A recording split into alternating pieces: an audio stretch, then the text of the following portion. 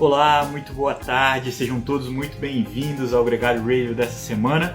Ainda na ressaca da Paris-Roubaix, ainda muito conectado com esse grande evento que aconteceu nesse domingo, a prova masculina, no sábado, a prova feminina. Daqui a pouquinho o Nicolas Sessler entra aqui para conversar com a gente sobre o que melhor aconteceu, ele que também vem da volta da Turquia. Hoje começou o Tour dos Alpes com a participação do Vinícius Rangel, que inclusive entrou na fuga. Muito bem-vindo todos vocês aqui para a gente conversar um pouco sobre o que melhor rolou nessas principais competições. A gente teve na Paris-Roubaix a vitória da Elisa Longo Borghini, da Trek, e na prova masculina a gente teve a vitória do Dylan Van Baarle, da equipe Ineos. A cereja do bolo, como a gente colocou aqui no nome do episódio, a Ineos fatura a joia da coroa, a última grande vitória que faltava na história dessa equipe que tem um grande domínio econômico, dominou o Tour de France por muitos anos, mas uma equipe que começou no velódromo, que surgiu lá na história da equipe Sky, da equipe de pista do Britânica, e derivou agora para um grande sucesso, que é vencer no velódromo de Roubaix. Uma vitória que o David Brailsford estava lá, super emocionado, abraçando o Dylan Van Baarle assim que ele cruzou a linha de chegada. Então, vamos colocar o Nicolas Sessler nessa conversa para a gente começar o Gregário Radio.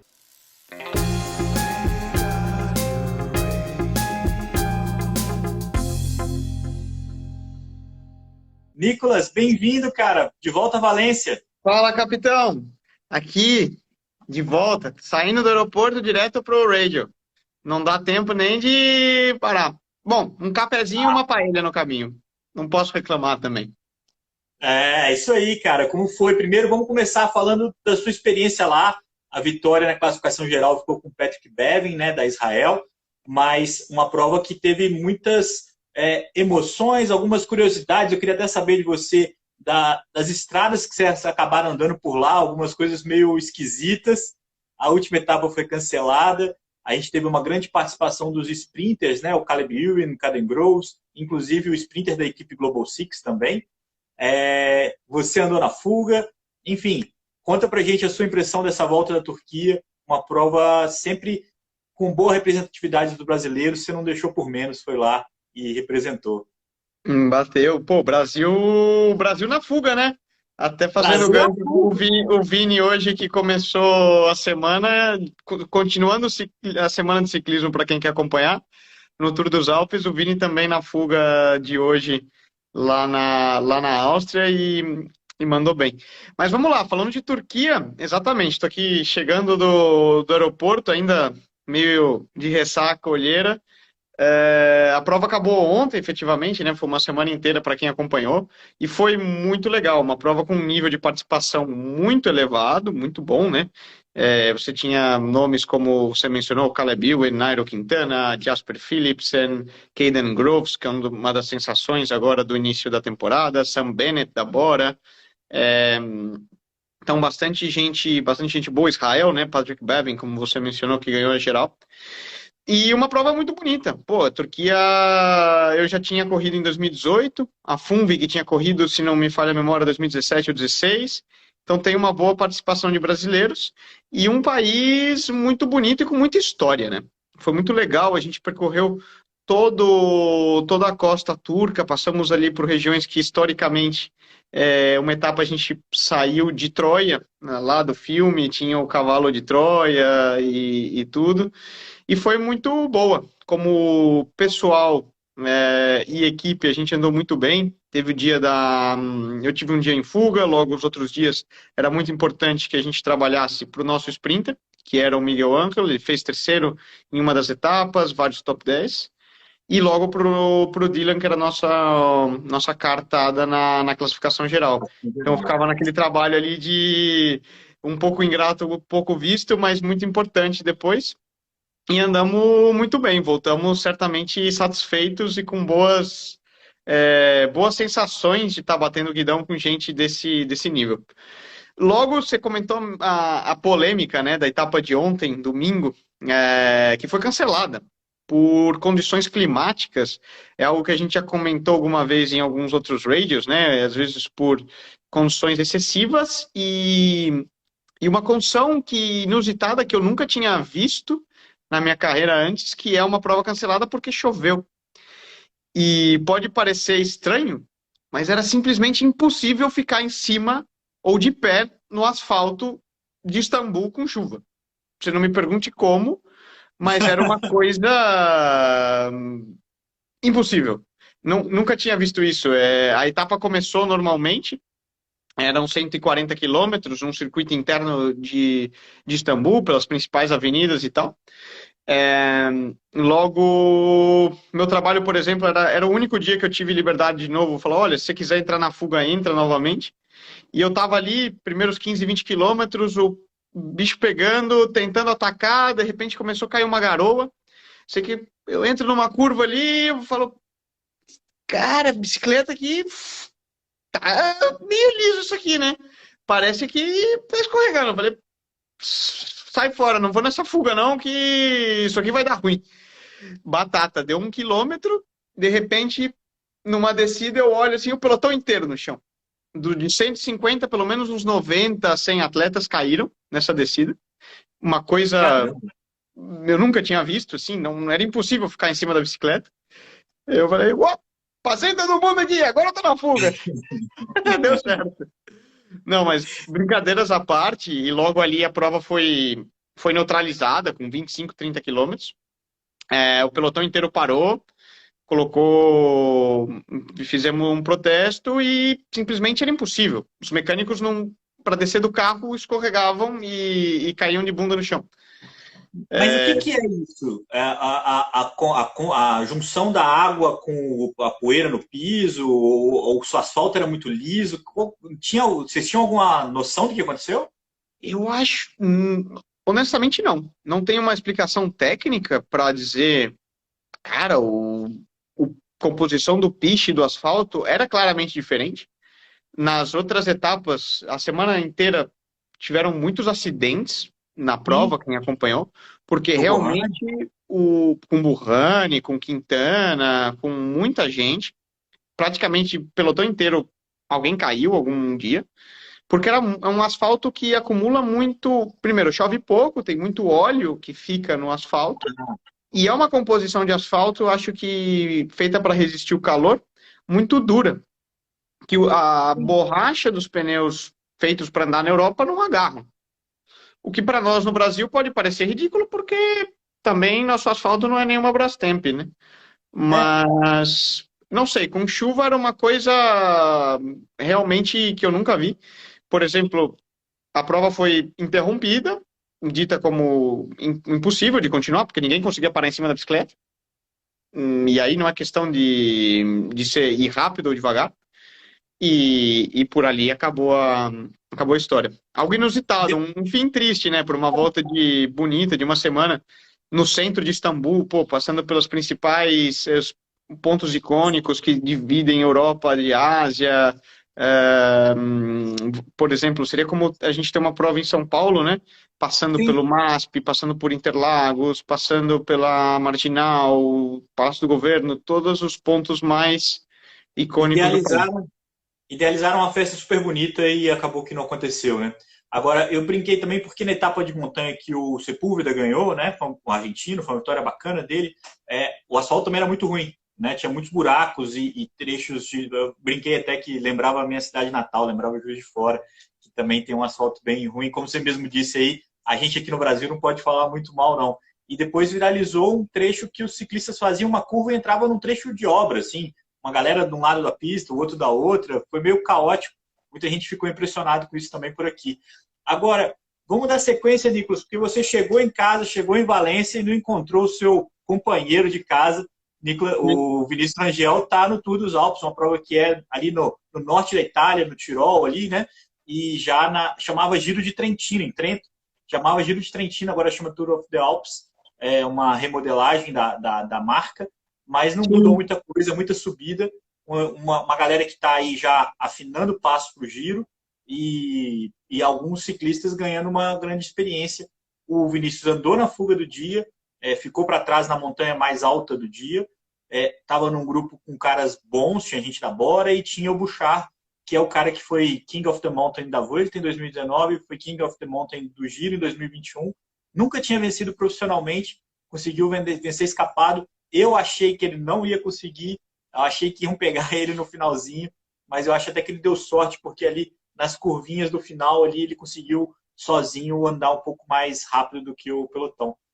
Fica um registro também, né, Nicolas, dessa participação do Vinícius. A prova continua, são mais algumas etapas, a gente vai monitorar aí esse desempenho do brasileiro, que já estreou na fuga. Ele tem uma energia muito boa, né, o Nicolas?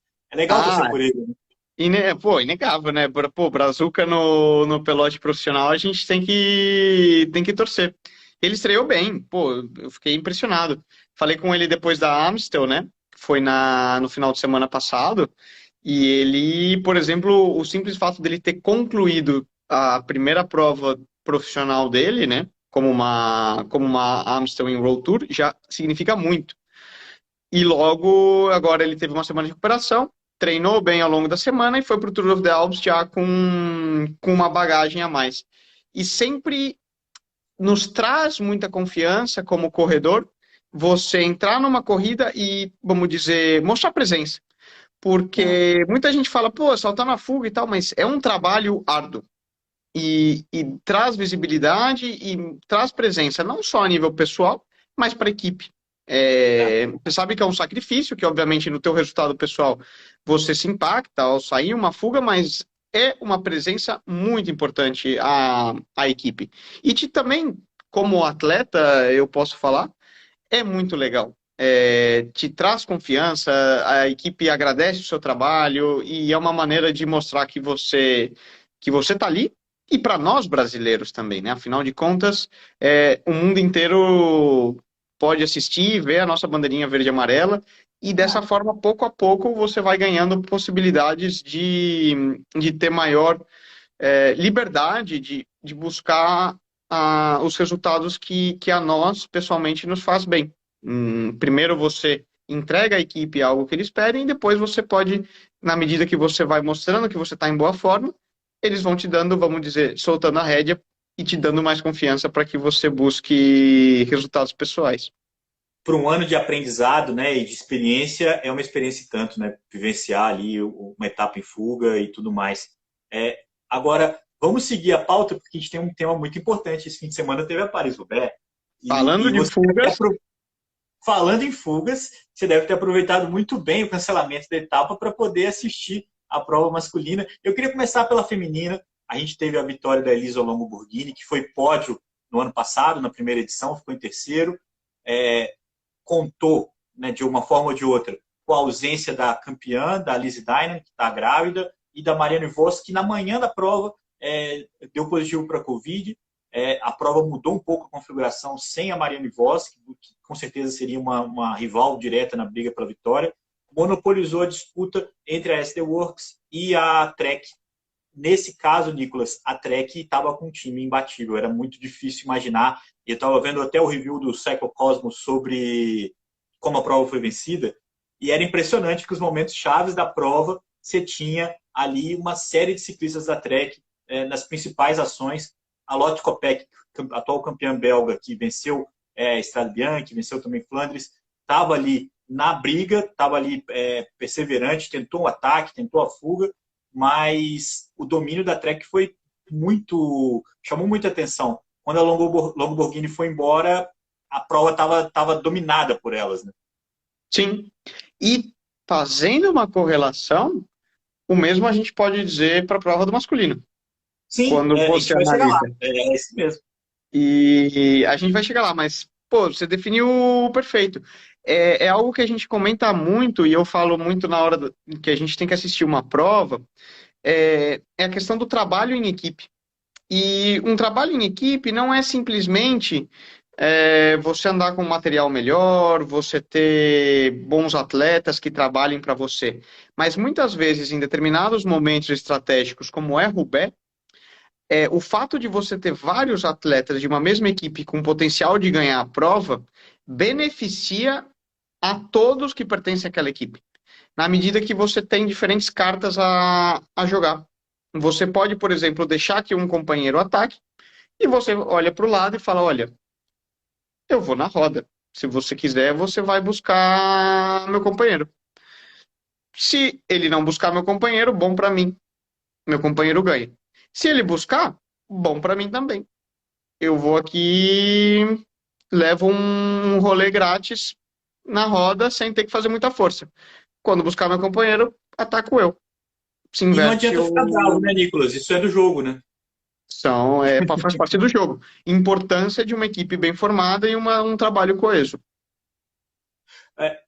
Muita gente tem questionado a coesão do trabalho da ST Works, porque é um time com muitos bons nomes, mas que não tem conseguido trabalhar como equipe, tem tido dificuldade em alguns momentos das provas, tem sido questionado. Agora, a Trek, nesse final de semana Peraí, especificamente, né? A gente conseguiu. fez um radio, desculpa interromper, mas a gente fez um radio 2 semanas atrás falando da maestria que eles fizeram em Flandres. Então, que foi justamente eles conseguiram aplicar essa estratégia. Exato, e quando dá certo. E a Trek estava sendo questionada, né? Não teve lá o seu papel. Nesse caso, eles foram muito. A Trek foi muito feliz nessa entrega de taticamente controlar as principais ações. Né? Deu tudo certo. Deu tudo Porque certo. é um outro ponto, Nicolas, porque na Paris-Roubaix não adianta você ser só o mais forte, você tem que contar um pouco de sorte, você tem que contar um pouco. Acontece muita coisa, né? Fura muito pneu, tem muito tombo, às vezes o tombo é na sua frente, às vezes o tombo é da torcida. Enfim, uma série de nuances. Quando você tem mais de uma carta para jogar, você também consegue recorrer, né? Essa é uma coisa que já pode até começar a entrar na prova masculina, porque então a Elisa Longo Borghini ganhou a vitória na classificação, campeã da Paris-Roubaix. A, a Lotte Kopeck ficou em segundo, bateu o sprint ali, onde tinham outras duas ciclistas da Trek. Em terceiro lugar ficou, inclusive, a companheira de equipe da Elisa, a Lucinda Brand, ficou em terceiro. Duas ciclistas da Trek no pódio. A Van Dijk também chegou ali no grupo principal. Mas, enfim, ficou esse o cenário, essa classificação final ali dos 3 primeiros colocados. Na prova masculina, a gente teve uma situação similar. Acho que a diferença foi que a Ineos colocou o ritmo da prova, colocou as cartas na mesa ali muito cedo naquela quebra do pelotão, né, Nicolas? Ali foi uma cartada genial, né? É. Bom, vamos passando para a prova masculina, um pouco o que foi o decorrer da prova. Em maneira geral, o Roubaix se corre, Leandro, é uma linha praticamente reta, né? Eles não saem de Paris, eles saem de um pouco fora já, e eles vão subindo praticamente numa linha reta até Roubaix. Claro, fazem umas curvinhas ou outras, mas se você olhar no mapa, sobem reto. É uma zona muito plana na França e com trechos muito abertos.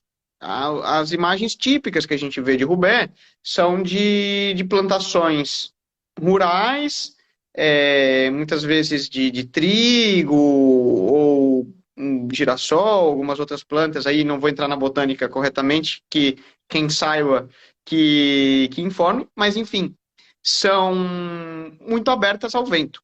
O que significa que a influência do vento em Roubaix sempre é muito importante. Se o vento entra de costas, você sabe que vai ser uma prova rápida e que é propício a cortar o dia inteiro, porque praticamente o dia inteiro você tem vento a favor. Quando anos que entra contra, é uma prova mais fechada e normalmente se decide no último momento, porque o vento contra dá essa característica à prova, que fica uma prova mais lenta e a pessoa que vai à roda tem mais vácuo. Então ela economiza mais energia e é mais fácil ficar na roda. Faz com que chegue normalmente grupos maiores para um sprint. Esse ano a gente teve um vento cruzado. O que significa vento cruzado? Pessoal sofrendo o dia inteiro, pelotão cortando o dia inteiro. Abaixou a bandeira do quilômetro zero, dos 200 e praticamente 270 quilômetros da prova, já tem gente sobrando no rabo do pelotão, porque ele não consegue se proteger do vento. O que acontece? A característica do vento cruzado é que você, dentro do pelotão, não consiga economizar tanta energia como num dia com o vento contra, que você vai quietinho ali atrás do pelotão e você está bem tapado, vamos falar. O vento cruzado faz com que, independente de onde você esteja no pelotão, você esteja tendo que fazer força, vamos falar. E Aí se entra você o tiver. poder de uma equipe bem trabalhada. Foi o que a Ineos fez. ela se aproveitou de um momento onde tanto o Van der Poel como o Van Aert, que eram os favoritos da prova, estavam um pouco mais tranquilos ali no fundo do pelotão, aceleraram já, ainda faltando mais de 200 quilômetros, conseguiram dessa forma no vento cruzado já criar uma primeira seleção, que a gente poderia chamar já de um primeiro corte, mais do que uma fuga, onde tinham ali 40, 50 caras. E o que eles fizeram? Bom, já que hoje o dia está inteiro dia com vento cruzado, vamos para a ponta e, filhão, vamos moer. Porque quem tiver lá atrás vai estar fazendo força igual. E vai ser uma briga de gato e rato o dia inteiro. Foi assim a característica do dia. E o legal é que o gato era o segundo grupo, tava o Van der Poel, tava o Van Aert, tava uma galera, o Kang, tava uma galera que era favorita para a prova. E no grupo da frente tinha 7 ciclistas da Ineos, e entre eles o Filippo Ganna, o Dylan Van Baarle, alguns caras que a Ineos tinha como aposta. Eu acho que essa é a conexão feminino. Na Ineos dessa edição da Paris-Roubaix, vários ciclistas tinham ali o panache para tentar brigar pela vitória. E isso foi preponderante, inclusive, no momento do ataque decisivo. O Van Baarle deu na cabeça depois de um ataque do Bentana, que foi neutralizado, e ele foi e deu o ataque na sequência. Então, essa foi a sagacidade da Ineos, que teve essa possibilidade, ao mesmo tempo que a Ineos também sofreu com os mesmos problemas dos outros ciclistas, dos outros times, né? O Filippo Ganna furou várias vezes, o Kwiato também teve problema mecânico, essas coisas aconteceram, mas eles tinham ali algumas possibilidades nesse contexto. Uma outra coisa que era importante, Nicolas, e aí fica a informação de que foi a Paris-Roubaix mais rápida da história, tinha o Mohoric na fuga. O Mohoric é o cara que ganhou o Milão-São Remo e estava ali numa fuga com 3, 4 ciclistas há algum tempo, e aquilo ali foi variando ao longo da prova, mas era uma fuga que não podia deixar passar o tempo todo. Então, colocou o pelotão, os grupos, em tensão o tempo todo. Quando esses grupos se juntaram e ficou ali um grupo de favoritos reduzido, a gente tinha uma outra sequência uma outra dinâmica de prova, mas continuando com uma fuga perigosa. Então, o vento, o piso, a condição tática, tudo tensão o tempo todo, com muita tensão. Tem gente falando do problema do Laporte também, que estourou a roda dele bizarramente. A Jumbo não conseguiu fazer uma estratégia de prova, acho que esse é o fato. Eles sobreviveram nessa prova. Sim, eles foram pegos desprevenidos de largada. Vamos dizer, exato. como num jogo de xadrez, eles perderam a rainha numa bobeada na abertura. Eles deram uma jogada errada ali, pum, tô sem a rainha. Eita, vou ter que ir no contrapé aqui, vendo o que dá até o final. Nesse ponto, Leandrão, destacar o trabalho de uma peça fundamental da Ineos, que foi o Kwiatkowski. É um cara, eu gosto de chamar muita atenção para quem assiste as provas e quer, fiquem atentos sempre que a prova põe complicada, o olho e a capacidade que o Kwiatkowski tem de controlar o pelotão e saber os momentos corretos. Aquela etapa que no Tour de 2020, que também rolou um vento cruzado, que selecionou e colocou o Roglic, e até tomou tempo o Pogacar naquele Tour, que eu lembro que cortou. Você via quem abriu o abanico, que chama, né? Que seria quem abriu o leque ali para fazer o corte no vento cruzado, Kwiatkowski. Em todas as vitórias de monumento, né? Esse dado do Twitter teu. A Ineos tem 3 vitórias em monumentos, somente na história da equipe. Nas 3 vitórias, o Kwiatkowski estava presente. Esse é um dado importante, inclusive a gente entra para uma parte um pouco mais filosófica dessa conversa. Porque o Kwiato tem a vitória na Milão-São Remo, participou da vitória do Pouso na Liège-Bastogne-Liège e participou agora dessa vitória do Dylan Van Baarle na Paris-Roubaix. E aí, a gente tem que falar da Ineos Sky, que dominou o Tour de France durante 8 temporadas. Só teve o 2014 que o Froome caiu e que o Nibali ganhou. Mas é um projeto que deu muito certo no Tour de France, que é a principal prova do ciclismo, e é um projeto que não conseguiu emplacar a mesma coisa nas clássicas. E por muito tempo ficou a impressão de que eles só focavam no Tour, não focavam nas clássicas. Mas se você pensar que a equipe surgiu em 2010 com um pódio do Flecha Sky na Paris-Roubaix. Depois eles tinham o Bolsonhagen, depois eles tiveram o Stannard, depois eles tiveram várias tentativas de ter bons ciclistas de clássicas. Obviamente que a vitória no Tour levava todos os holofotes e a coisa se conduziu nesse caminho. Mas a minha pergunta para você é a seguinte: o Quieto chegou na Ineos como um campeão mundial, um potencial ciclista de clássicas, um cara já consagrado, e se encarregou como um gregário. Muita gente achou que ele se encolheu como gregário nesse contexto da Sky. O Bambarle chegou na Sky, na Ineos já, depois de 2 temporadas na F Education, onde ele brilhou tanto em Roubaix quanto em Flandres. Ele era um cara de clássicas. E ele trabalhou muito. Ele foi o melhor ciclista da Ineos na Paris-Roubaix de 2019, na Paris-Roubaix de 2018. Não foi suficiente para brigar pela vitória, mas estava ali representando como o melhor resultado. O ano passado ele ficou fora do tempo limite. O Moscon, que teve a chance de vencer a Paris-Roubaix ano passado, não conseguiu. Mas o fato é, um chegou como uma grande estrela e trabalhou muito como gregário e tem essa mentalidade de capitão da equipe que você acabou de falar. O outro chegou como um potencial líder de equipes e aceitou um papel de gregário na Ineos até ter essa chance da vida dele que ele teve agora, segundo em Flandres, primeiro em Roubaix. Essa questão do cara aceitar ir para a Ineos e trabalhar pela equipe e esperar a oportunidade, você acha que ela é mal dimensionada, mal avaliada? Assim, vale a pena ser um gregário da Ineos e esperar essa chance? Eu não sei se eu consegui falar o que eu queria dizer, mas é porque tem muitos fatores. Muita gente acredita que o cara se encolhe quando vai para a Ineos, entra numa sombra. E nesse contexto a gente viu um cara que realizou o sonho da carreira dele. Sim. Vamos ver. Eu acho que tem uma situação que a Ineos está passando por uma mudança de gestão empresarial e estratégia de negócio. Que a gente está vivenciando, assim como uma empresa tem que se reinventar ao longo dos anos, assim tem uma equipe de esportes.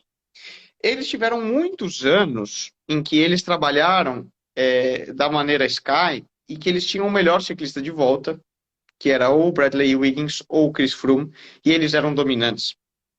Logo veio o Bernal, né? A gente já falou disso no programa da semana passada. Eles podiam jogar a cartada deles de que o modelo de negócios deles era ganhar o Tour de France, e o sustento da equipe vinha de aí. E eles faziam isso bem. E eles sempre ganhavam. Nota 10. O que acontece?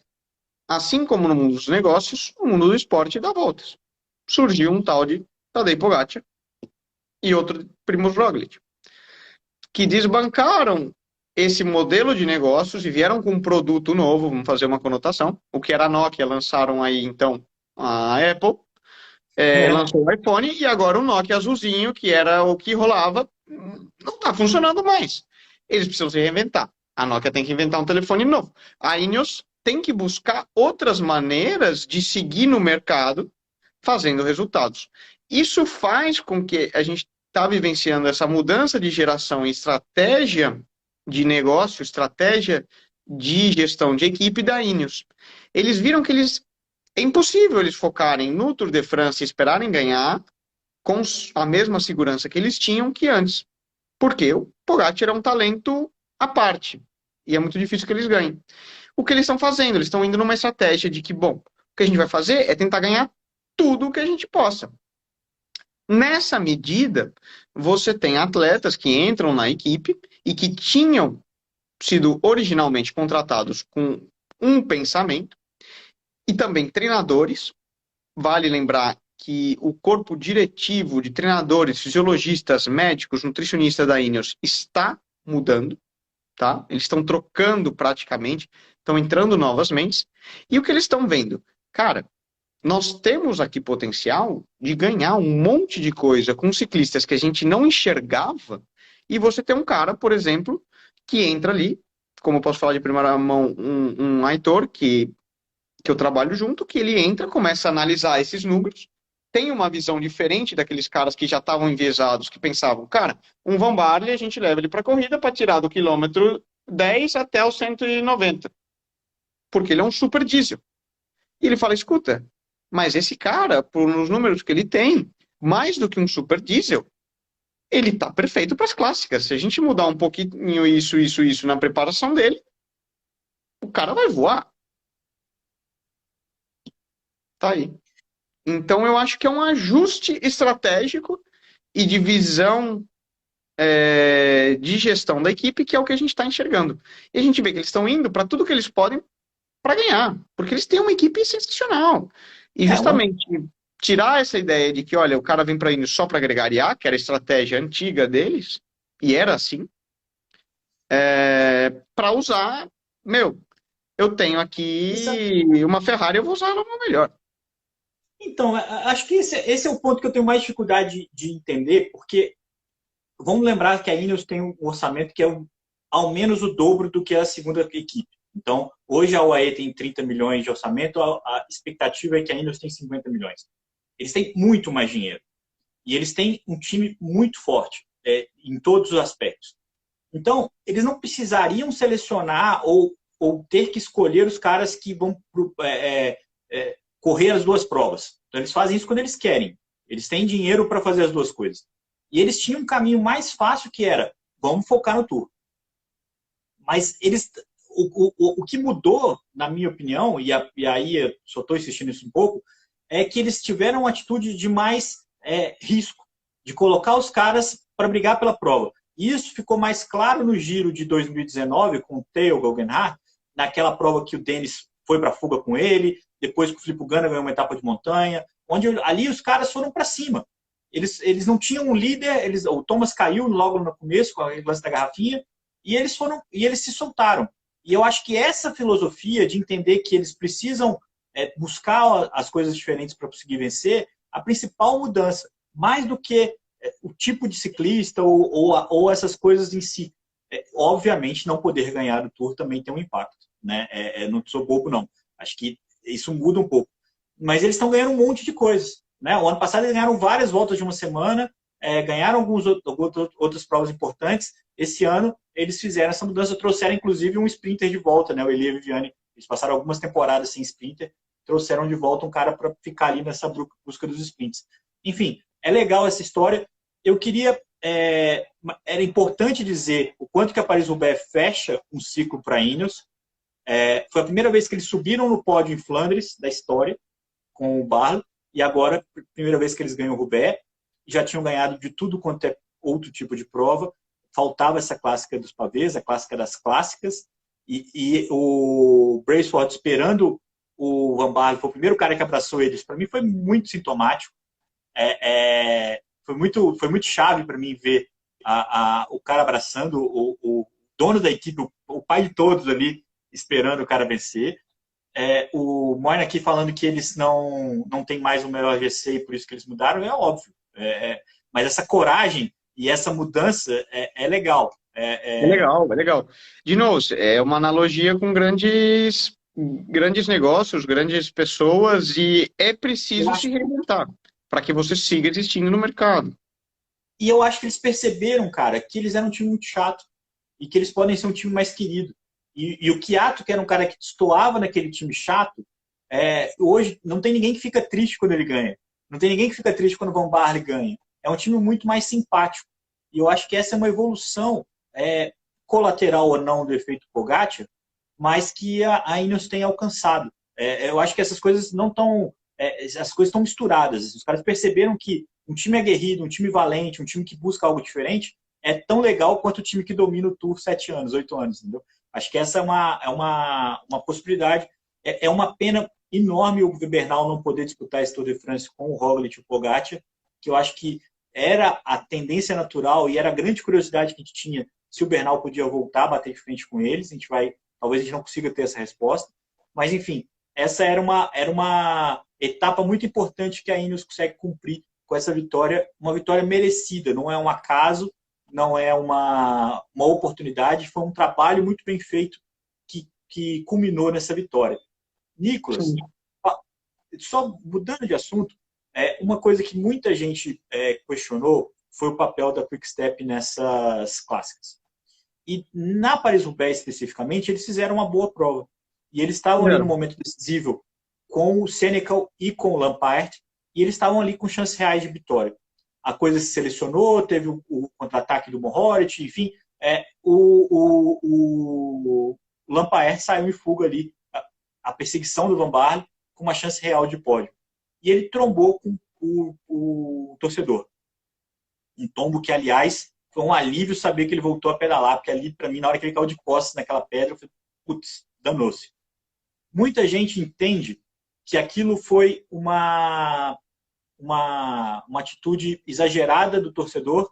Muita gente entende que o Lampaert se arriscou ao sair do pavê para pegar um trecho de asfalto, e ali aconteceu. Qual que é a sua opinião? Maneira nenhuma. Minha opinião é que, assim como, por exemplo, no Corrida na Turquia, os ciclistas profissionais estão ali para nós estamos ali para dar um show, de certa forma. Você está ali fazendo o teu trabalho. O trabalho do Lampaert é correr de bicicleta e o trabalho de um ciclista profissional é correr de bicicleta. E condições de segurança e que você tenha isso são necessários. Da mesma maneira que você não quer ir ao teu trabalho e que, não sei, um operador de fábrica trabalhe uma máquina que corta a mão dele pelo menos uma vez por mês tem um funcionário que corta a mão, a gente não quer cair. E o torcedor tem que entender que ele tem que respeitar as condições de campo. Tu não pode ir num jogo de futebol e entrar correndo no meio do campo para gritar e cuspir na cara do cara que você não quer. Isso não é bonito. Então, e o que o Lampaert fez é perfeitamente normal. Você, numa prova, você busca o caminho que seja para que você, dentro do estipulado, que você seja mais rápido. Se não tem um gradil ali que te impede de passar, você vai passar por ali. E o público tem que respeitar que ele não pode invadir o meio do campo enquanto você está jogando. O campo tem uma linha. O campo tem uma linha. Então... exatamente, esse é o ponto. Esse é o conflito. Porque a linha é o trecho de pavê. Não.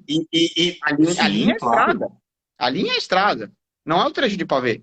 Está estipulado na regra da UCI que você tem que seguir a estrada. Você não pode passar por cima da calçada. Aquilo que está à lateral é estrada. Não é calçada. Essa é a zona cinza que permite que uma merda dessa aconteça. Desculpa a palavra. É óbvio e é preponderante aqui que o espetáculo é do ciclista e o espectador foi muito lento em entender que ele tinha que dar um passo atrás. Mas 1 metro atrás do percurso tinha um gelo baiano, um obstáculo ali que era para os ciclistas não andarem naquela zona de asfalto. Esse torcedor foi o primeiro grupo de torcedores que estava logo depois desse gelo baiano. Esse negócio, ele é para o ciclista não andar no asfalto. É para ele se manter no paralelepípedo. Então, quando há um acidente entre o público que está margeando toda aquela zona de asfalto, protegido pelo gelo baiano, com o ciclista que está vindo pelo pavê, e ele pega o trecho de asfalto, ele acaba sendo um acaso de uma chance em 1000 de dar uma merda dessa. Entendeu? É esse o ponto, porque não era um trecho de asfalto, por exemplo. A pessoa não entrou na pista para tirar uma foto, a pessoa não invadiu o percurso, ele estava num trecho onde está todo mundo. Se você olhar o tombo numa outra câmera que pega por trás, pega os ciclistas vindo de frente, estava cheio de gente ali. E aí é uma coisa que eu concordo contigo, por exemplo, quando você vê uma etapa de montanha, o público fecha em cima do ciclista e o ciclista pedala confiante que os caras vão abrir. Porque se ele ficar olhando demais se vai abrir ou não vai abrir, ele vai ficar doido, né? Então ele fica olhando ali, não, vai abrir, eu vou pedalar e os caras vão abrir. Abriu. Esse é a maior coisa mais bizarra da história. Mas eu concordo contigo. O cara, parecido com o torcedor tinha que ter tido mais cuidado. Do Tony Martin no início do Tour de France do ano passado. Não é, porque ali o torcedor estava de costas tirando uma foto dentro da pista. Literalmente dentro da pista. É só a nuance de quando a coisa acontece, entendeu? E aí o Patrick Lefebvre já aproveitou e já cresceu pra cima do cara e tal. É uma pena. O Lampaert tinha o direito de brigar pela vitória. Né? Brigar pelo pódio ali. Ele não ia talvez alcançar o Van Baarle, mas ele tinha o direito. Mas é muito bizarro. O Gil comentou aqui o casaco do Sagan e tal. São coisas que acontecem. Mas eu te digo também, quem critica e fala é porque nunca correu de bicicleta na Bélgica. E não sabe o que é uma corrida de bicicleta desde dentro. Você tem um espaço, você precisa passar por ali. Se você não cria esse espaço, você perde a corrida de bicicleta.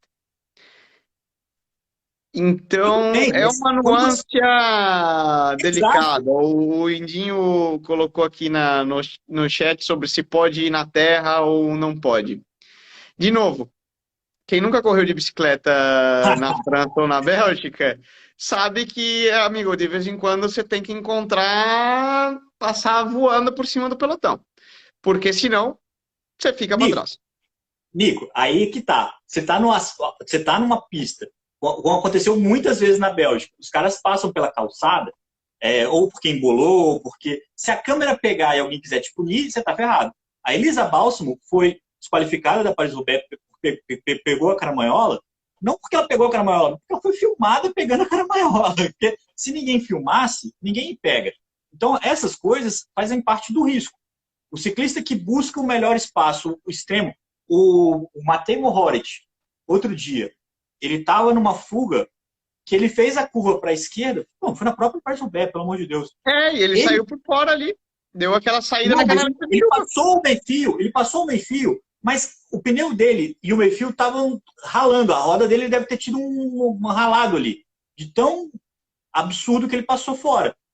É o risco. Quando você passa muito perto do torcedor, você corre o risco de pegar o casaco. É um imbecil o cara que põe o casaco dele no gradil? É, Mas e se move, assim como o cara que tira foto. Mas o cara que tira foto, ele sabe que ele está fazendo uma bobagem. O cara que está com o casaco no gradil, ele pode não ter se atentado para o tamanho da bobagem. Mas, enfim, eu queria saber a sua opinião e eu concordo contigo. O Moira está tudo super feliz aqui. O Moira tem uma foto dele abraçada com o Renko e com o Lampaert.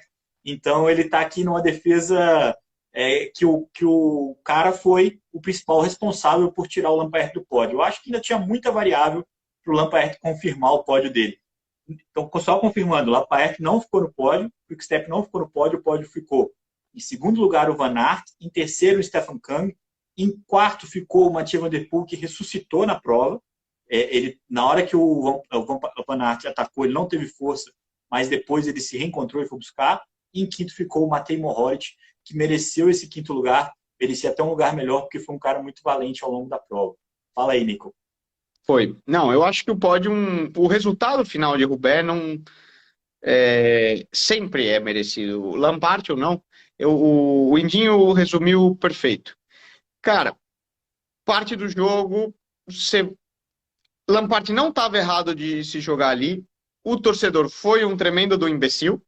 Agora, você também, na hora que você passa o pelotão cruzando, você sabe que você pode furar, você sabe que você pode cair, é parte do risco.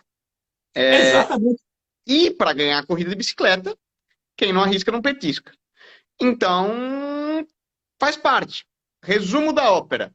O torcedor foi um tremendo do imbecil. Espero que sirva para que respeitem mais. Mas, para ganhar corrida de bicicleta, você tem que arriscar. Quem arrisca, cai. Então, coisas do jogo e segue o jogo. E depois, não adianta chorar e ninguém vai mudar o resultado por causa disso. Caiu, perdeu o pódio, foi, não foi, não tem como saber. Exatamente. Eu acho só que o cara foi imbecil. Não tenho dúvida que o cara foi imbecil. Mas o Lampaert se correu o risco quando ele pulou ali para a lateral. Acabou. Eu não quero mais discutir isso. Eu acabei de falar uma bobagem falando que o Van Der Poel ficou em quarto, ele ficou em nono. Então vamos confirmar aqui a classificação. Obrigado pelo amigo aí que falou, me pegou aqui emocionado. Mas Em quarto lugar ficou o cara que ficou na fuga com o Mohoric boa parte da prova, fez a prova da vida dele, o Tom Devrian, da Intermarché.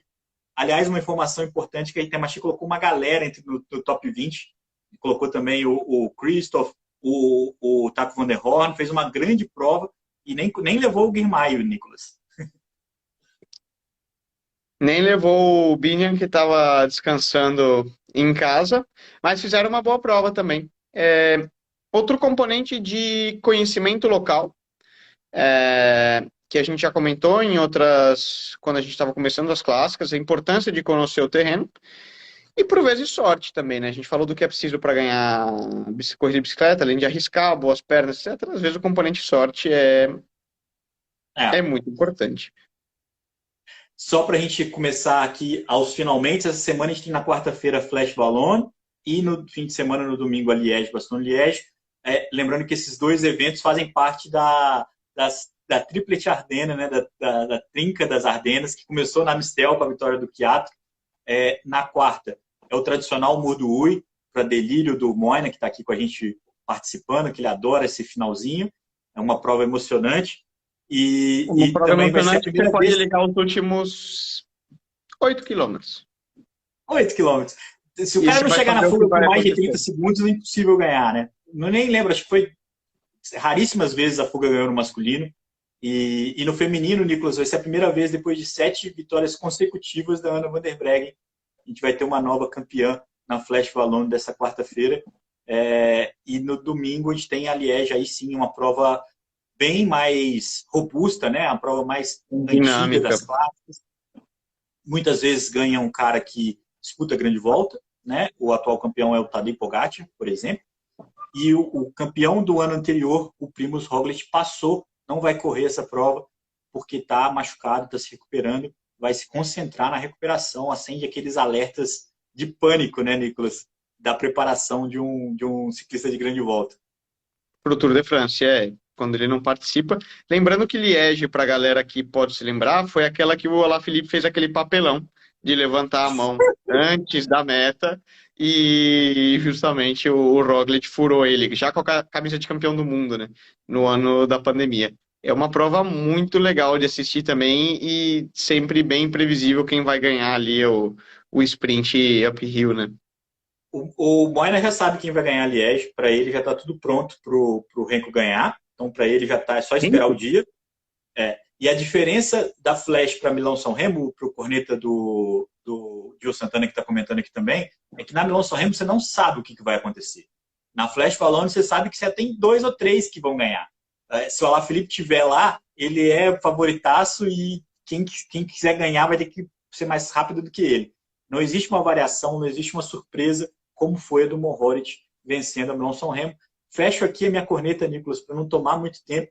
Esses haters aí que ficam me cornetando nos comentários, mas são grandes amigos, fazem parte da brincadeira. Uma última informação, Nicolas, a gente teve a volta do Uruguai, a gente teve uma vitória de um uruguaio, o Agustin Torres, e essa prova teve a participação de 2 equipes brasileiras, teve a Funvic e teve a Maxel. As 2 equipes conseguiram bons resultados, subiram ao pódio. A equipe Maxel, que é uma equipe que não é tão conhecida, uma equipe nova, teve o Alex Ferreira de Mello e o Joel, que andaram muito bem, e a Funvic, que foi com um time muito forte, conseguiu bons resultados com o Bozó, com o Kleber Ramos, no segundo lugar na última etapa, conseguiu também bater na trave algumas vezes com o André Gor. Não saiu vitória brasileira por lá, mas saiu um bom papel, fica aqui o registro dessa volta do Uruguai, que é uma prova muito tradicional. Os brasileiros já demoraram muito tempo para voltar a ganhar lá. Quando voltaram, o Magno ganhou 3 vezes. Isso torna o Magno um dos grandes ciclistas da nossa história, não é pouco. E dessa vez a vitória ficou com o Uruguai. O Brasil não conseguiu buscar as vitórias lá. Essa prova seria o CI, acabou não sendo. Virou uma prova, por isso que a Swift não pôde ir, inclusive. Enfim, um bom papel aí dos 2 times brasileiros. É legal ver os times competindo internacionalmente, sabendo de tudo que aconteceu, né? A gente não pode ignorar, mas continuar competindo em uma prova tão tradicional como essa, Nico. A Volta ao Uruguai, que é das maiores provas da América Latina, né? Até da América como um todo. E, pô, a gente precisa retomar, né? Lembrar que o ciclismo brasileiro é muito forte. E E o que a gente precisa é isso, de gente correndo, e seja Europa, seja América, prova, evento, visibilidade, patrocinador, e é o que vai fazer que a gente renasça, porque talento sobra, né? Exatamente. Agora, só para a gente fechar, Nicolas, falando em competir, como é que é o seu calendário aí? Qual que é a sua próxima competição? Você já tem definido? Agora tem um descansinho, e no meio de maio volta forte também. Tem prova de Dinamarca, Mercantour, Mont Ventoux, Suíça, Tour da Eslovênia, Sibiu, Áustria, Tour of Britain. Que legal. Tem chão aí pela frente também. A gente vai se ver em vários destinos. Aqui o Raulvesco perguntando por que a prova não foi o CI, a volta do Uruguai não foi o CI por causa da Covid, os caras não conseguiram cumprir os protocolos, ficou um problema grave lá, eles realizaram a prova mesmo assim, mas sem atender os parâmetros da UCI, a prova acabou não tendo a validade, o selo, né? Não trouxeram os dirigentes, essas coisas todas. Mas foi isso que rolou. O Gui pedindo para falar do Vinícius Rangel, a gente já falou, Gui, agora você pode ouvir a gente tanto aqui no próprio Instagram, como no podcast e até mesmo no YouTube. A gente comentou no começo do programa, o Vinícius que andou na fuga hoje no Tour dos Alpes. Vale a pena a gente acompanhar. Fica a dica para quem pegou só um pedacinho. A gente também está sempre disponível no seu player de podcast favorito. Lembrando que a gente tem outros episódios, inclusive o programa com o Rafael Metzger e o Nicolas falando sobre a Paris-Roubaix, a parte mecânica, a parte tech. A gente tem um programa da semana que fala sobre 3 destinos no Brasil muito legais. O Caminhos de Rosa, o Vale Europeu e um roteiro bem legal na Serra da Bocaina. E amanhã, Gregário Tech, Nicolas Sessler e Ulisses Abud. Qual que é o tema, Nicolas? Nada mais básico e essencial do que respirar. Legal. Sensacional. Vale muito a pena, um papo muito legal. Dessa vez do Nicolas com o Ulisses. O Nicolas está em todas, não é à toa que está sendo já mundialmente conhecido como aqui a olheira já do tamanho que tá para correr de bicicleta e fazer tanto programa. Mas vamos lá. Tô ficando bem treinado. Vamos lá. Muito, muito bom te ver mais uma vez, Nicolas. Segunda-feira a gente está de volta. Segunda-feira para falar da Liège, para falar da Flash Wallonne e de tudo que acontece no calendário. Muito obrigado a todo mundo que chegou até aqui com a gente. Façam como o Gustavo, sigam o Instagram do Gregário.